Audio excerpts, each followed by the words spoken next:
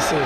এই লাশটি মেডিকেলে নেওয়ার পর লাশ স্বজনকে বুঝিয়ে দেওয়া হয় নাই এবং স্বামীর নামে মামলা হয়েছে, স্বামীকে জেল হাজতে প্রেরণ করা হয়েছে এবং অফিস কর্তৃপক্ষের পক্ষ থেকে বলা হয়েছে স্বামীকে 2 লাখ টাকা দেওয়া হলে তারপরে নাকি স্বামীকে ফেরত দেওয়া হবে।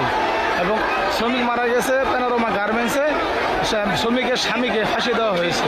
লাশটি এখনও স্বজনকে ফেরত দেওয়া হয়নি। এই আন্দোলনে গাজীপুর বগুড়া বাইপাস প্যানোরামা গার্মেন্টসের শ্রমিকরা অনশন করছে এবং ফ্যাক্টরি ছুটি দিয়েছে, আশেপাশে সকল গার্মেন্টস ছুটি দিয়েছে, কিন্তু শ্রমিকরা শান্ত হচ্ছে না।